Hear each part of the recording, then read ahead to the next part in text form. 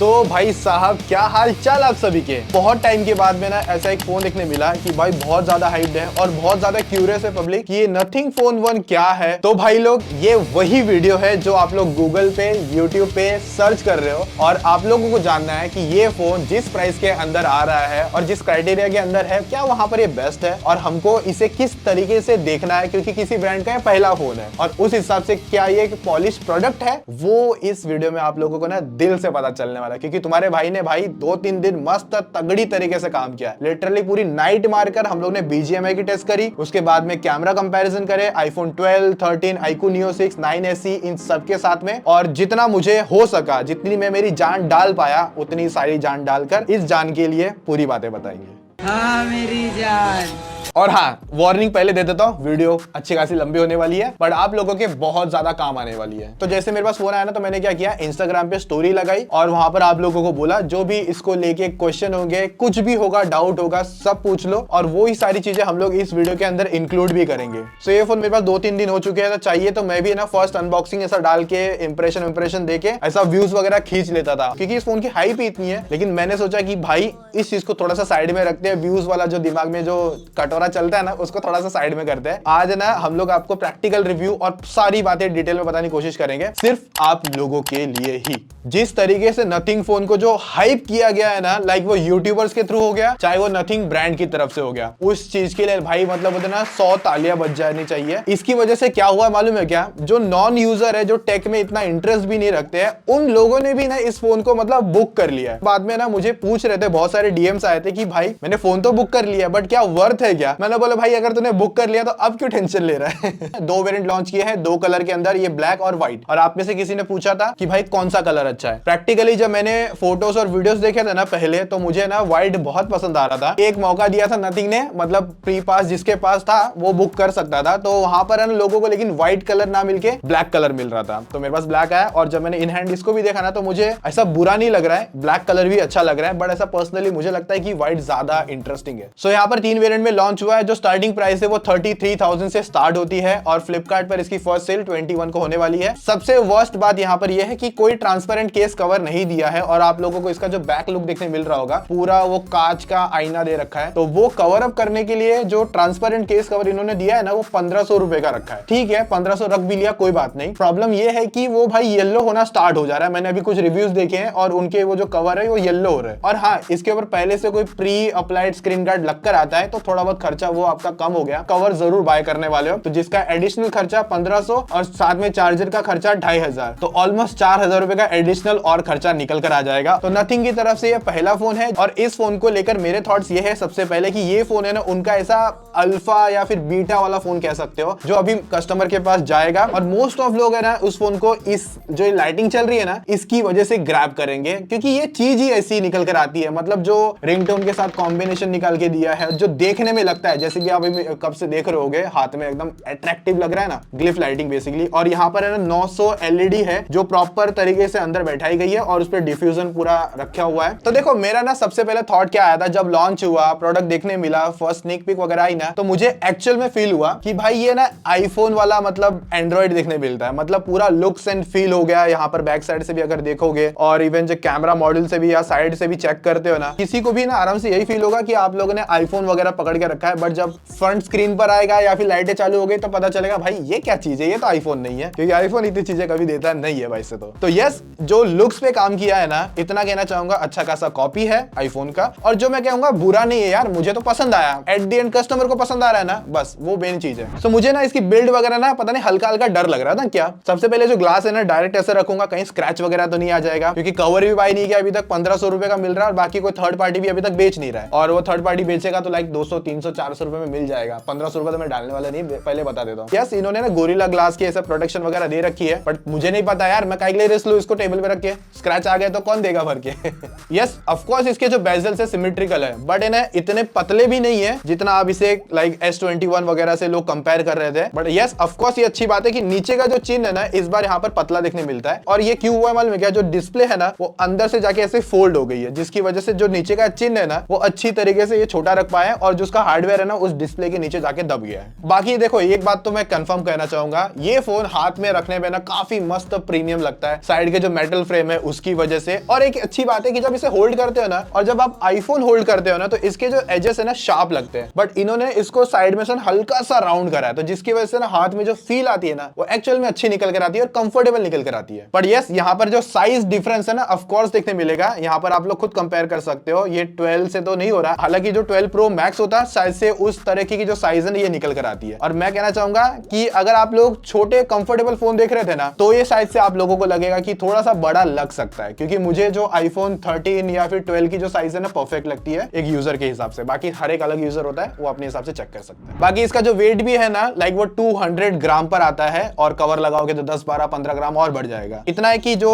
Wait distribution है ना इतना ज्यादा खतरनाक भी नहीं है, आराम से ऐसा सेम लगता है, ऊपर से और नीचे से बॉटम से सही फील करवाता है। और यहाँ पर आप लोग 2 सिम कार्ड लगा सकते हो। और पीछे की तरफ जो ग्लास है ना उसके ऊपर जो फिंगर्स के जो छापे होते हैं ना, जो ऐसा पड़ता है फिंगरप्रिंट स्मजेस, वो आ जाते हैं इसके ऊपर। और ये 10 बिट वाला display by the way, 240 hertz की टच सैंपलिंग रेट आती है, और इसकी जो पीक ब्राइटनेस है ना 1200 निट्स पर है। एक बात मैं कहना चाहूंगा कि आउटडोर पे मैंने ना iQOO Neo 6 के साथ इसे कंपेयर किया था, और मुझे इसकी जो डिस्प्ले की ब्राइटनेस है ना कम लग रही थी। मुझे ऐसा नहीं लगा कि बहुत ज्यादा वाइब्रेंट है ये। और इसके जो डिस्प्ले के कलर्स भी है ना ज्यादा सैचुरेटेड नहीं है। आप जब है ना डिस्प्ले में जाकर उसे जो कलर मोड है उसे चेंज करोगे तो 2 मोड मिलते हैं, तो जहां पर इसे सैचुरेटेड पे रखोगे ना हल्का सा बूस्टेड कर देता है। और ये ना HDR10+ को भी सपोर्ट करता है, और मैंने नेटफ्लिक्स पे जाके चेकआउट करा, इसकी एक अपडेट भी रोल आउट हो चुकी थी, बट उसके बाद में भी नेटफ्लिक्स पर अभी भी ये फिलहाल है ना HDR10 का कंटेंट वगैरह प्ले नहीं करता है, और YouTube वगैरह पे 4K का कंटेंट भी आप आराम से रन कर सकते हो। इसके डिस्प्ले की बात मेरे को ऐसा सिंपल लगी है कि आप इस पे कंटेंट एंजॉय कर सकते हो, कोई ज्यादा पंगा नहीं है, पर इतना है कि ये ओवर सैचुरेटेड कलर नहीं निकालता, और ओवरऑल एट द एंड इसके जो डिस्प्ले है, जो कलर प्रोड्यूस करते हैं, मुझे अच्छे लगे। एक बड़ा क्वेश्चन बहुत निकल कर आया, बहुत लोगों ने पूछा था कि भाई ग्रीन टिंट इशू वगैरह कुछ निकल कर आता है क्या? मोस्ट ऑफ लोगों के डिवाइस में ग्रीन टिंट इशू नहीं है, पर तुम्हारा भाई लकी निकला, उसको मिला ग्रीन टिंट इशू, तो भाई मेरे पास वो इशू आ गया। नीचे की तरफ जो डिस्प्ले है ना वो फेडेड होकर रखती है। मैंने ट्विटर पर भी आप लोगों के साथ शेयर कर दिया था, मैंने iQOO Neo 6 के साथ इसे साइड बाय साइड कंपेयर किया था, और मेरे वाले डिवाइस में ऑफ कोर्स वो ग्रीन टिंट वाला इशू निकल कर आता है, जो एक्चुअली में अच्छा नहीं लगता है, सच बताऊंगा तो। और वो जो बैक में फॉग वगैरह का भी इशू चल रहा था, हालांकि मैंने इसे थोड़ा सा बारिश में यूज किया है, मेरे वाले में मॉइस्चर पकड़ा नहीं है, सच्ची बताऊंगा, बट कुछ लोगों में इशू आए हैं। और एक चीज और इशू आया, ये जो ट्रांसपेरेंट है और इसके अंदर जो पार्ट है, ये जो दिख रही है आपको कॉइल दिख रही है, उसके अंदर बहुत लोगों के अंदर डस्ट पार्टिकल्स है ना वो अंदर की तरफ चले गए हैं, जो एक्चुअल में ना थोड़ा खराब लगता है। ड्यूअल स्टीरियो स्पीकर आता है, 3.5 mm का गड्ढा नहीं है, और जो स्पीकर का आउटपुट है इतना कहना चाहूंगा अच्छा है, लाउडर आपको मिलता है। साइड बाय साइड आप कंपैरिजन भी देख सकते हो।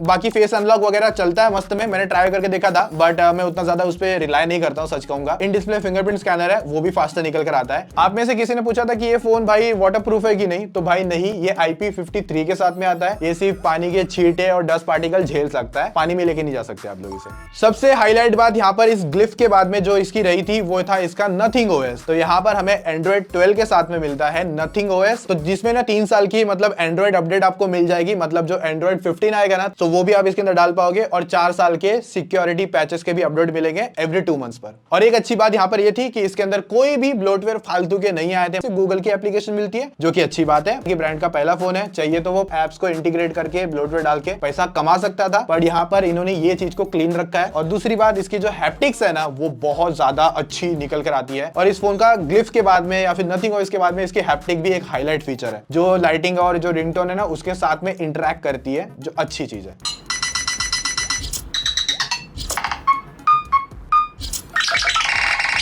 और बाकी यहाँ पर कुछ ऐसे फीचर्स भी बहुत अच्छी तरीके से इंटीग्रेट किए हैं, मतलब नथिंग OS के साथ में। लाइक अगर आपने फोन को ऐसा रख दिया टेबल पर उल्टा, तो ये साइलेंट मोड पर चला जाता है। और जैसे मैंने स्टार्ट में कह दिया कि यस, इसका नथिंग OS काफी अच्छा है, बट इतना है कि अभी के टाइम पे हल्का हल्का बगी रहता है। जैसे कि मैंने बाहर मतलब शूट वूट कर रहा था, तो वहां पर इसका जो कैमरा है ना समटाइम लैग हो जाता है या फिर स्टक हो जाता है, और साथ में जो फोकसिंग है ना वो भी लॉक हो जाती है और ब्लर रहता है। और मैं एक बार ऐसा भी हुआ था कि मैंने अल्ट्रा वाइड में था और वो मुझे मेन कैमरा दिखा रहा था, और मेन पे था तो अल्ट्रा वाइड दिखा रहा था। तो ये छोटे मोटे बग देखने मिले और कभी कभी जो लॉक स्क्रीन है ना वो भी हल्की हल्की अटक जाती है। और नथिंग ने जैसे कि पहले बताया था कि उन्होंने 500 इंजीनियर के साथ में मिलकर इसको ऑप्टिमाइज किया है, तो धीरे धीरे और टाइम लगेगा इस चीज को क्लीन होने में। बहुत सारे आप लोगों में से पूछा था कि भाई ये फोन 33,000 पर जो भी आ रहा है या इस प्राइस पर जो भी और दूसरे फोन आ रहे हैं, फॉर एग्जांपल iQOO Neo 6 हो गया, iQOO 9SE हो गया, Poco F4 हो गया, उन पर ये फोन मतलब टक्कर दे सकता है क्या? तो इतना है कि जो Snapdragon 778G प्लस प्रोसेसर है इसके अंदर, और मेरे हिसाब से ये सेकंड फोन है जिसके अंदर ये प्रोसेसर आया है। वो इसके पहले ये Moto H30 में था, और वहां पर मैं कहना चाहूंगा कि आपकी जो डेली लाइफ काम है वो अच्छे से हो जाती थी, पर जो गेमिंग है ना उसके अंदर अच्छी नहीं होती थी। बट भाई थोड़ा सा आगे रुकना जरूर, बहुत इंटरेस्टिंग चीज बताने वाला हूं। बाकी परफॉर्मेंस के हिसाब से मतलब जो नथिंग ने ना यहाँ पर जो प्रोवाइड किया है ना, जो प्रोसेसर है ना, ऑफ कोर्स थोड़ा सा ओवर प्राइस लगता है, पर एक बात आप लोग समझ के चलो, क्या किसी एंड्रॉइड डिवाइस पर इस तरीके का लुक मिल रहा है, इस तरीके की ग्लिफ लाइट मिल रही है, कुछ ऐसा इंटरेस्टिंग निकल कर आ रहा है क्या? और साथ में रिवर्स वायरलेस चार्जिंग को भी सपोर्ट करता है। बैटरी शेयर का जो मोड है ना उसको ऑन कर देना है और उसके बाद में उस पर चार्जिंग लगा देनी है, तो आपका जो दूसरा फोन है जो वायरलेस चार्जिंग को सपोर्ट करता है भाई वो चार्ज होना स्टार्ट हो जाएगा। आपके पास एसेसरीज है वो भी रखोगे तो वो भी चार्ज हो जाएगा। इस प्राइस के अंदर कोई ये फीचर नहीं दे रहा है, तो इतना है कि कुछ चीजें आपको मिस आउट करनी पड़ सकती है, बट कुछ चीजें इंटरेस्टिंग भी निकल कर आती है, जो अगर आप डेली यूजर हो, मतलब जिसमें आप व्हाट्सएप चैट इंस्टा कॉल्स वगैरह जो भी कर रहे हो, कॉल क्वालिटी वगैरह सब कुछ अच्छी निकल कर आती है, उसमें आपको जरा भी तकलीफ नहीं आने वाली है। आप आराम से अपना टास्क मक्खन की तरह कर सकते हो। UFS 3.1 की स्टोरेज भी है, LPDDR5 रैम डाल रखी है, 12 5G बैंड इसके अंदर आते हैं, ब्लूटूथ 5.2 मिलता है, 4G एग्रीगेशन है वो भी अच्छे से चल रहा है। बाकी एक बात है कि नथिंग इसके अंदर जो आयर ब्लास्टर आता है ना वो भी इंटीग्रेट कर देता है, तो काफी और मस्त पार्ट हो जाता है। तो iQOO 9SE के अंदर Snapdragon 888 है जो इसी प्राइस पर फोन मिलता है, और Neo 6 30 पर मिलता है, और वहां पर Snapdragon 870 है। हम लोगों ने तीनों फोन को साइड बाय साइड रख के कंपैरिजन करके देखा और तीनों के अंदर 100% चार्जिंग थी। तो यहाँ पर Antutu बेंचमार्क रन किया, जहां पर ऑफ कोर्स आप लोगों को जो ज्यादा बेटर और अच्छे स्कोर निकाल के देगा वो था iQOO 9SE 888 प्रोसेसर के साथ में, और थर्ड जो आता है भाई नथिंग आता है अपना। उसके बाद में CPU थ्रॉटल टेस्ट करके देखा, और भाई मैं यहाँ पर हो गया स्टन, मतलब मैं कंफ्यूज हो गया, सच्ची बता रहा हूँ, क्योंकि यहाँ पर जो CPU थ्रॉटल के जो स्कोर थे, मतलब वहां पर हमें 73% मिले नथिंग के अंदर, और बाकी दोनों फोन के अंदर 81 82 था। बट जो एवरेज और मैक्स जिप्स है ना, जो पावर है बेसिकली जो ज्यादा अच्छे निकल कर आए, वो नथिंग 1 के अंदर निकल कर आए। बाकी जो Geekbench 5 है वहां पर 9SE विन करता है, और जो स्टोरेज की स्पीड है वहां पर भी विन करता है अपना 9SE। तो आप में से किसी ने ऑफ कोर्स पूछा था कि गेमिंग इसकी कैसे आएगी, और एक ने नहीं बहुत लोग ने पूछा था। और भाई वो कौन लोग है जरूर मुझे बताना भाई, कौन लोग है जो बिना टेस्टिंग बिना चीजें समझकर सीधा ऐसा कंक्लूजन निकाल दे रहे हैं कि इस फोन के अंदर कोई गेमिंग ढंग से नहीं हो सकती। भाई बहुत गलत बोल रहे हैं, सीरियसली बोल रहा। अगर आप टेस्ट नहीं कर रहे तो प्लीज बोलो भी मत। प्रोसेसर है उसके अंदर मतलब उतनी कैजुअल अच्छी गेमिंग नहीं करके देगा, क्योंकि Moto H30 इतनी अच्छी गेमिंग इस प्रोसेसर के साथ में नहीं निकाल के दे रहा था। और ये भाई साहब जो BGMI पर स्मूथ और एक्सट्रीम देते हैं, यानी कि 60 FPS, बाकी अदर ग्राफिक्स पे 40 FPS की गेमिंग निकालते हैं, जो कि ठीक है कोई बात नहीं। मैंने मेरी टेस्टिंग करी भाई, रात को 1 बजे बैठा मैं और सुबह 5 बजे उठा, 6 बजे सोने चला गया। भाई इसने जो मुझे बोलता है ना ऐसा बांधा है ना गेमिंग को लेकर, मतलब मैं कंफ्यूज। 60 FPS की मतलब जो TDM पर गेमिंग करोगे ना भाई, वहां पर आप लोगों को लाइक 57 प्लस 58 प्लस आपको FPS मिल रहा है, और मैंने जो 2x NTLIC है ना वो उसको बंद करके मैं गेमिंग कर रहा था स्मूथ और एक्सट्रीम पर। ये बता देता हूँ, इरा एंगल वाला पार्ट आ गया, कम भी बताऊंगा ना तो 55 प्लस वाले FPS मिलते हैं, मतलब एवरेज। बाकी ऊपर रहता है मोस्ट ऑफ टाइम। हार्डकोर तो पता नहीं, क्योंकि कस्टम वगैरह मैंने ट्राई नहीं किया इसके अंदर, उसके लिए और टाइम मुझे देना पड़ेगा, तब मैं जाके समझूंगा। बाकी इरेंगल हो गया, उसके बाद में बूट कैंप आ गया भाई, और मैंने सोचा था कि भाई ये बूट कैंप पे पक्का रोएगा, पर इसने मेरे को नाराज नहीं होने दिया भाई। वहां पर भी इसने स्मूथ और एक्सट्रीम पर जो बूट कैंप पर जो तहलका होता है, जो एनिमीज आसपास में थे, जो हमारे भाई लोग बाजू में मिल जाते हैं हमें, लिटरली इसने मुझे वहां पर भी स्टन किया। और वहां पर भी इसने 55 तो छोड़ो, मतलब कम नंबर दे रहा हूं आप लोगों को, ठीक है, क्योंकि मैं तो केबल लगा के चेक करता हूं, तो चलो 1-2 FPS और मतलब कम हो जाते हैं, तो बिना मतलब उसके भी करूंगा ना, तो इतना मैं बोल सकता हूं आराम से 55 प्लस वाली जो ऊपर की गेमिंग है ना, आप इसके अंदर आराम से कर सकते हो। जिन्होंने भी बोला है ना भाई मत ध्यान देना, मैंने आप लोगों को प्रूफ के साथ में FPS के साथ में बता रहा हूं। बाकी डिटेल में और समझना है, आई बटन में वीडियो दे दूंगा, डिस्क्रिप्शन में दे दूंगा, फुल PUBG टेस्ट का चेक कर लेना एक बार, क्योंकि टाइम लगता है ना ऐसी चीजों को टेस्टिंग करने के लिए। 1 घंटे का 10 मिनट का काम नहीं होता, 6-6 घंटे लग जाते कभी कभी। मैंने सोचा था कि इसका फोन का टेम्परेचर भी बढ़ेगा, मैंने पंखा ओनली चालू रखा था, AC बंद था, जो अपन नॉर्मल घर में रहता है मोस्ट ऑफ इसी तरीके से रहते हैं, बस ये तो हम लोग को शूट करना पड़ता है, इसके लिए थोड़ा चालू करना पड़ता है, नहीं तो पसीने वसीने आ जाते हैं इसके लिए, वरना पूरा दिन मैं भी बंद रखता हूँ। तो गेमिंग के टाइम पे इसने जो मैक्स टेम्परेचर नोटिस करे थे ना, मतलब 41-42 डिग्री हार्डली, उसके ऊपर ये फोन नहीं गया। और मैंने साथ में एक छोटा सा टेस्ट और करके देखा कि ये जो तीनों फोन थे ना, 9SE, iQOO Neo 6 और ये भाई साहब नथिंग, इस पर मैंने 100% की चार्जिंग रखी रखी थी और टेस्टिंग के बाद में CPU throttle, Antutu benchmark, Geekbench 5 आधे घंटे का हम लोग ने YouTube पे चला दिया। तो ये पूरा टेस्टिंग करने के बाद में जो सबसे ज्यादा बैटरी ड्रॉप हुई थी ना वो था iQOO 9SE। और ऑब्वियस बस ज्यादा डिफरेंस नहीं, 2% का डिफरेंस निकल कर आता है, क्योंकि नथिंग के अंदर 24% बैटरी ड्रॉप हुआ और iQOO Neo 6 के अंदर 22% बैटरी ड्रॉप हुई। अगर आप लोग जानना चाहते हो ये फोन कितना देर बैटरी बैकअप निकाल के देगा, तो मेरे हिसाब से, क्योंकि यहाँ पर iQOO Neo 6 को अगर मैं कंपैरिजन में लेके चलूं और इसके अंदर 4500 mAh की बैटरी बाय द वे, एक दिन के अंदर का बैकअप आराम से निकाल के दे देगा। डिपेंड करता है आप कैसे यूज कर रहे हो, बट आप लोगों को मैंने एक सिनेरियो समझा के बता रहा हूं। मालूम पड़ा आप 6 घंटा गेमिंग कर रहे हो, फिर बाद में आ जाएगा मुकेश तूने तो ये बोला था, तो गेमिंग वाली चीटिंग नहीं कर सकता। थोड़ा बहुत गेमिंग कर लिया ठीक है, कैजुअल डेटा टास्क वास्क कर लिया वो ठीक है। रही बात चार्जिंग को लेकर, चार्जर बॉक्स के अंदर तो नहीं आता, अलग से परचेस करना पड़ेगा। तो मैंने तो उसके साथ टेस्ट करके देखा है, मैंने सोचा था आप लोगों के लिए उसका एक रिव्यू बना दूंगा इसी के अंदर। तो भाई साहब उस चार्जर के जरिए 30 मिनट्स के अंदर 50% पूरा चार्ज हो गया, जो कि अच्छी बात थी। और चार्जिंग के टाइम पे ना ये जो नीचे वाली एलईडी है ना, मतलब मस्त में ऐसा दिखाती है, इंडिकेट करती है। जो बार फुल होता है ना, देखने में बहुत ज्यादा इंटरैक्टिव लगता है, मस्त लगता है। और उसके बाद में जो 100% चार्ज होने में इसने 1 आवर 10 मिनट और एक बार 1 आवर 15 मिनट का टाइम लिया था। और इतना है कि चार्जर 45 वॉट का है, बट ये जो फोन है ना 33 वॉट की चार्जिंग को ही सपोर्ट करता है। तो इसके अंदर दो ही मेन कैमरास दे रखे हैं, मतलब एक 50 MP का मेन है और 50 MP का अल्ट्रा वाइड है। और वही जो अल्ट्रा वाइड है मैक्रो में भी आपको काम निकाल के देगा। और साथ में OIS का भी सपोर्ट है मेन कैमरा पर। और फ्रंट सेल्फी 16 मेगापिक्सल के साथ में आता है। मेन कैमरा से आप 4K at 30 FPS पे वीडियो रिकॉर्डिंग कर सकते हो। और किसी ने पूछा था व्लॉगिंग के लिए यूज कर सकते हैं, तो भाई मैं कहूंगा कि नहीं, क्योंकि 1080p 30 FPS पे लॉक्ड है और उतनी ज्यादा इंटरेस्टिंग इसकी वीडियो नहीं निकल कर आती है। बाकी मुझे ऐसा लगा कि इसकी जो वीडियो रिकॉर्डिंग है ना, इतनी ज्यादा पावर निकल के नहीं आती। लो लाइट में कभी कभी आप एक बार अपना काम चला सकते हो। और मैं इतना भी कहना चाहूंगा कि किसी ब्रांड का पहला फोन है और उस हिसाब से जिसकी फोटोज निकल कर आती है ना, काबिल तारीफ है। कभी कभी इतना कंसिस्टेंट नहीं रहता है। और एक इसकी खास बात ये भी है, या फिर कह सकते हैं अजीब बात ये है, कि ये जो फोटोज है ना मोस्ट ऑफ टाइम म्यूटेड रखता है। जो कलर है ना ज्यादा ओवर शार्प भी नहीं करता और ज्यादा डल भी नहीं करता, ठीक ठाक ऐसे न्यूट्रल कलर रखता है। और साथ में जो इसका अल्ट्रा वाइड है ना, वो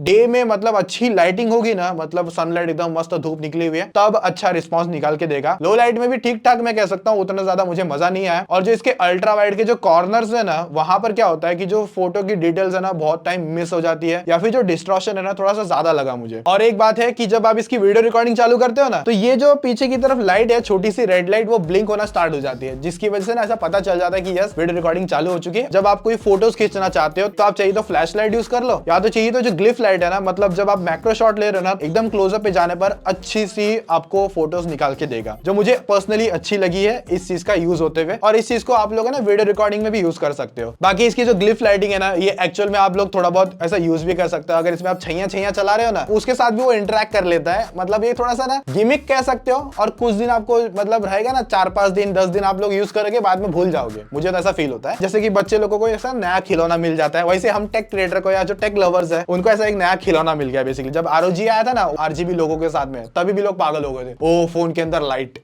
लिटरली जहां लाइटें दिखते हैं इंसान खुश। और उसके बाद में आप कस्टमाइज रख सकते हो यार। फॉर एग्जांपल आपका कोई दोस्त है जिसको आपको उधारी रिटर्न करनी है, तो उसके लिए आप है ना ऐसा अलग ही लाइटिंग रख सकते हो, तो आपको पता चल जाएगा भाई ये उसी का लाइट आ रहा है, तो भाई फोन नहीं उठाना। और अगर आपकी माशू का है या फिर GF है, उसके लिए भी एक अलग तरीके से पैटर्न रख सकते हो। तो भाई आप में से किसी ने पूछा था ये भी कि फोन अच्छा है क्या, तो जैसे मैंने समझाया आप लोगों को, किसी को अच्छा लग सकता है, किसी को नहीं भी लग सकता है। बट मैं इतना कहना चाहूंगा कि जिस हिसाब से मार्केट में फोन आया ना, आप लोगों को शायद से पसंद ही आएगा। ऐसा कोई नाराजगी इससे खास होने वाली नहीं है। किसी ने पूछा था इसकी जो हाइप है वो इतनी वर्थ इट है क्या? यार जो भी है, मजा तो हाथ में लेकर ही इस फोन को आएगा। और मुझे भी एक्चुअल में आया। यस थोड़ा सा ओवर प्राइस्ड है, बट फीचर्स भी कुछ ऐसे अलग ही निकाल के दे रहा है, जो आपको बाकी कोई ऐसे एंड्रॉइड फोन्स में बहुत दिनों से देखने नहीं मिला है। 32,000 में वर्थ है कि नहीं? और मैं इतना कहना चाहूंगा, जो 8GB 128 वाला वेरिएंट है ना, मेरे हिसाब से वर्थ इट है। आगे जाने की ज्यादा जरूरत नहीं है, आप इसमें भी अगर रुक जाओगे ना तो आपको अच्छी परफॉर्मेंस मिल जाएगी। किसी ने पूछा था iQOO वर्सेस नथिंग, तो जैसे मैंने कहा परफॉर्मेंस आपको चाहिए, काफी अच्छी परफॉर्मेंस चाहिए, क्योंकि iQOO Neo 6 के अंदर अभी 90 FPS की गेमिंग आ चुकी है बाय द वे। तो यहाँ पर इतना है कि